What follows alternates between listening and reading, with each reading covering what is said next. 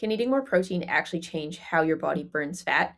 The answer is yes, but not for the reason most people think, and definitely not because protein turns you into some kind of furnace. You probably heard that protein helps with fat loss. What you probably haven't heard is why it works, because the real mechanism gets buried under a lot of noise. So let's actually talk about it. If you spent years trying to lose fat, cutting carbs, cutting calories, cutting entire food groups out, and the scale still isn't moving, I want you to hear this. In most cases, the plan itself is working against you, and protein is one of the clearest examples of that. Here's a pattern I constantly see with my clients. Someone comes to me having tried every diet on the internet. They've counted calories obsessively, they've cut fat, they've cut carbs, they tried intermittent fasting on top of both, and they're exhausted, not just physically, but mentally as well, from tracking every bite of food. What almost none of these approaches addresses is protein intake, and that's a piece that's making everything else harder. So let's get into what protein is actually doing in your body because there are three separate mechanisms that I want to go over here, and each one matters on its own. So the first one is the thermic effect of food. Every time you eat, your body spends energy digesting, absorbing, and processing that food. That's the thermic effect of food, or TEF. It's not the same for every macronutrient. Digesting fat costs you almost nothing, somewhere around 0 to 3% of those calories. Carbohydrates cost a little bit more, around 5 to 10%, but protein is in a different category entirely. Your body spends somewhere between 20 and 30% of the calories in that protein just processing it. If you eat 150 grams of protein in a day, your body is spending a meaningful chunk of that just breaking it down and putting it to use. This is one of the real reasons that higher protein diets tend to outperform lower protein diets, even when the total calories look similar on paper.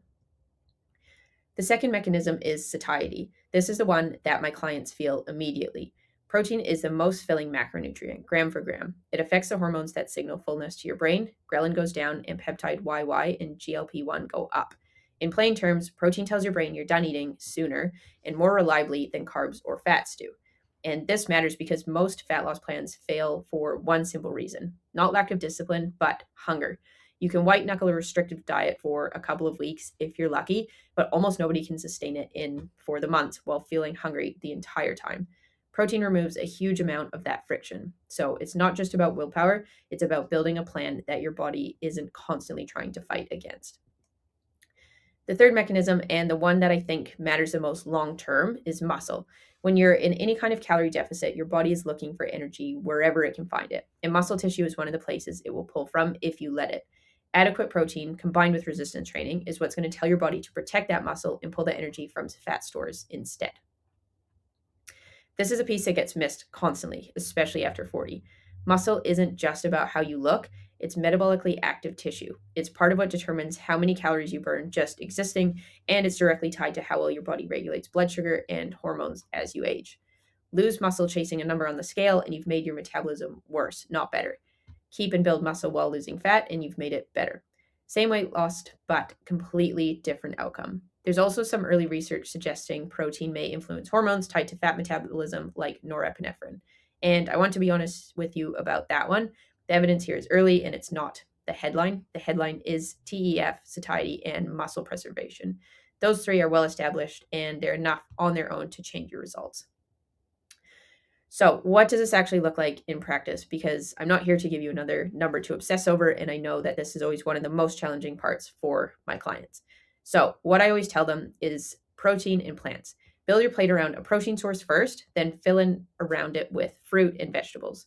You don't need a food scale for this, and you don't need to track every gram of food you're eating. A rough target that works for most people is somewhere around 0.7 to 1 gram of protein per pound of body weight, spread across your meals rather than trying to cram it all into one, which a lot of people try to do at the start.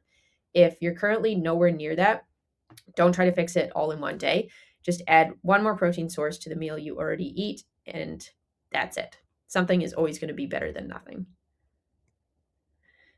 To make that target feel real, here's what that looks like on a plate. So 150-gram cooked chicken breast is around 45 grams of protein. A tin of canned salmon gets you about 36. 3 eggs is roughly 18 grams. A cup of cottage cheese is about 25. Greek yogurt is about 20 grams per 200 gram serving. Some are going to be higher than that, some might be lower. And if you eat more plant-based, 150 grams of tempeh is around 29 grams of protein, and a cup of cooked lentils gives you about 18. So none of this requires a food scale. It just requires you making protein the first decision on your plate and not an afterthought. This is also exactly why I don't ask clients to track calories, because I think it's way too tedious and just something that most people don't have the time or bandwidth for. So, if we can get protein in every meal, fill the rest with real food, and then stop eating when you're satisfied, for most people, that structure does more for fat loss than a calorie app ever will, because it fixes the actual problem instead of just trying to manage a number. If you've been restricting harder and harder and getting nowhere, this is usually why. It's not a discipline thing, it's a protein problem, and it's fixable starting with your next meal. If this video was helpful, I'd really appreciate it if you could like this video. And if you don't want to miss the next one, make sure you subscribe to my channel.